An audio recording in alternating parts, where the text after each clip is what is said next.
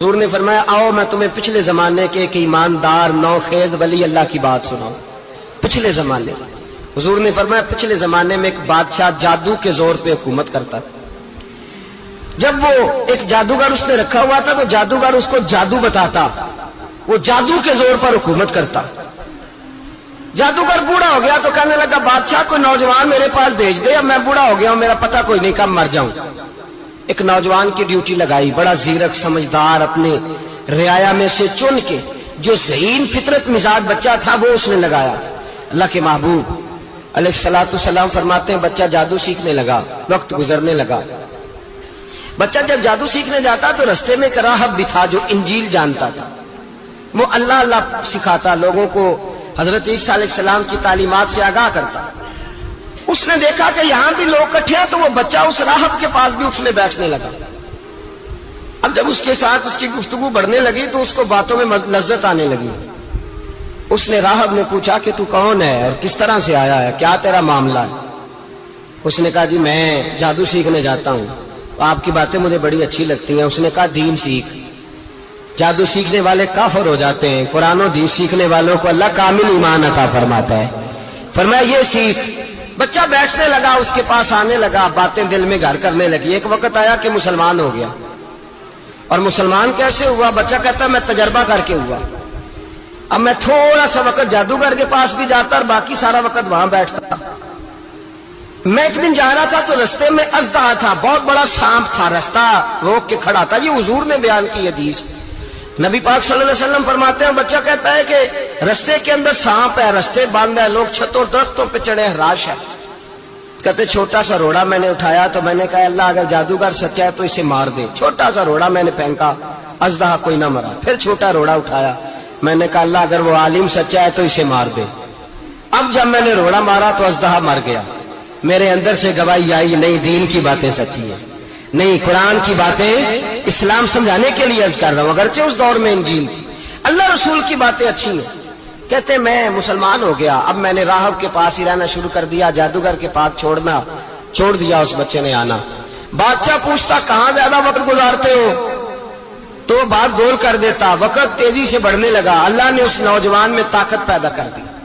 اب وہ اس کے اندر نا اللہ نے توانائی روحانیت پیدا کر دی، ابھی جوان ہے، 14-15 سال عمر ہے۔ اللہ نے اب جو بیمار بھی آتا وہ دعا کرتا تو اللہ صحت عطا کر دیتا، جو بھی آتا۔ بادشاہ کا ایک درباری تھا، بادشاہ کو پنکھا جلتا تھا، وہ اندھا ہو گیا، کوئی ایسی تکلیف آئی کہ نابینا ہو گیا، بڑے علاج کرائے شفا نہیں ہوئی۔ کسی نے اس بچے کا پتہ بتایا کانوں میں، اس کے پاس گیا تو بچہ کہنے لگا شفا تو ہو جائے گی پر کلمہ پڑھنا پڑے گا، مسلمان ہونا پڑے گا، جس پیغمبر کا میں غلام ہوں تجھے بھی بننا پڑے گا، دین پہ عمل کرنا پڑے گا، اللہ شفا دیتا ہے۔ اس نے کہا تو مجھے کلمہ پڑھا، مجھے شفا دے، میں تیار ہوں۔ اس نے کہا شفا تو اللہ دیتا ہے۔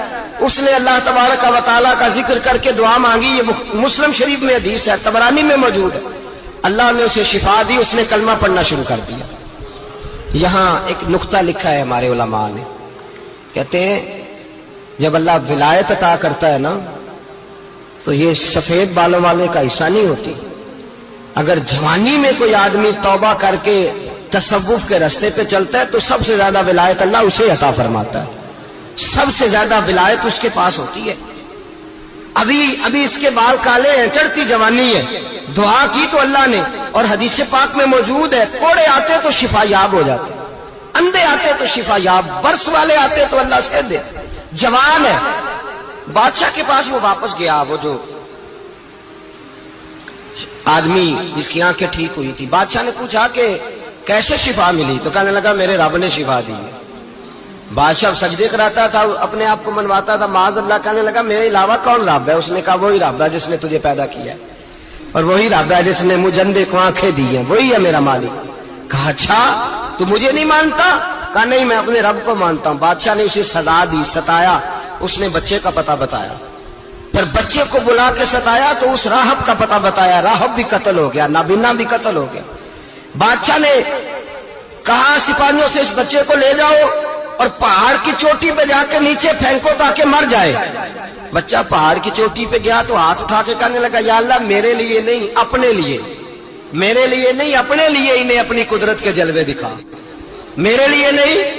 اللہ کے بندے اپنی جان بچانے کی دعائیں نہیں مانگتے, اپنے لیے انہیں اپنی قدرت کے جلوے دکھا. یہ دعا مانگی, جتنے لوگ ساتھ آئے تھے وہ سارے زمین پہ گرے اور سب مر گئے, پہاڑ سے گر کے مر گئے. بچہ واپس سیدھا بادشاہ کے پاس کہنے لگا, لو بھائی میرے رب نے مجھے بچا لیا ہے. جوان کا ایمان دیکھو, میرے رب نے مجھے, بولو میرے اللہ نے مجھے ایمان کی گواہی دے رہا ہے, میں بچ گیا ہوں, تو جھوٹا ہے, میرا رب سچا ہے. اس نے کہا لے جاؤ اس کو دریا میں, کشتی میں بٹھاؤ, بیچ دریا کے جا کے دھکا دے دو. بیٹھے کشتی میں, دریا کے بیچ گئے, اور جب جا کے وہاں اس کو دھکا دینے لگے تو اس نے کہا اللہ میرے لیے نہیں اپنے لیے انہیں اپنی قدرت کے جلوے دکھا. بس ایک طوفان سا آیا, جتنے سپاہی ساتھ آئے تھے ڈوب کے مر گئے. وہ بچہ اٹھا اور سیدھا پھر بادشاہ کے پاس, اسی کے پاس کہنے لگا, لو بھائی میرے رب نے مجھے بچا لیا ہے, تیرے پاس آیا ہوں. وہ کہنے لگا تو کیا مصیبت میرے گلے پڑ گئی ہے, کیسے جان چھوٹے گی؟ تو بچہ کہنے لگا, اگر تو مجھے باندھے درخت کے ساتھ اور سارے ملک کو بلائے, لوگوں اکٹھا کرے, پھر تو مجھے تیر مارنا, میں تجھے بتاؤں گا کیسے مارنا ہے, میں مر جاؤں گا. اللہ کا بندہ نوجوان, ایمان دیکھو, مرنے کے طریقے بتا رہا ہے. میں تجھے بتاؤں گا میں کیسے مروں گا. یہ بات کہی, بادشاہ نے سارا مجمع جمع کیا, ملک سارا باہر آ گیا, درخت کے ساتھ باندھ دیا. کہنے لگا, بھائی لوگوں یہ مجھے مارنا چاہتا تھا, مار نہیں سکا, اب میں اسے بتانے لگا ہوں کہ میں کیسے مروں گا. اسے کہو جب تیر مارے تو ساتھ میرے رب کا نام بھی لے, میں اپنے رب کے نام پہ جان دوں گا, ایمان کی پختگی میں اللہ کے نام پر جان دوں گا. اسے کہو رب کے نام پہ مارے, مر جاؤں گا. بادشاہ نے اللہ کہہ کے تیر مارا, پیشانی میں لگا, بچے کی روح پرواز کر گئی. جتنا مجمع کھڑا تھا سارا کلمہ پڑھ کے مسلمان ہو گیا, سارے مسلمان ہو گئے سارے. میرے رسول پاک سید عالم صلی اللہ علیہ وسلم نے نوجوانوں کو بتایا, جب تمہارے اندر ایمان کی قوت آئے گی تو اللہ تمہاری مدد کرے. فرمایا وہ نوخیز ولی تھا, ابھی جوان رانا تھا, ابھی اس کی پیشانی پر جوانی کے آثار تھے, لیکن اس نے اللہ کو راضی کیا, رب کریم کو راضی. ولایت کا مطلب بڑھاپا نہیں, ولایت کا مطلب وہ نہیں کہ جب بڑا لمبا وقت گزر جائے تو پھر آدمی آئے کہیں نہیں اب کیا کرنا ہے, اب مسجد ہی ہے, اب تو اس کے علاوہ گزارا ہی کوئی نہیں. تو اس وقت کا آنا اللہ کی بارگاہ میں قبول تو ہے, لیکن شاباشی اسی کو ملتی ہے جو جوانی کے وقت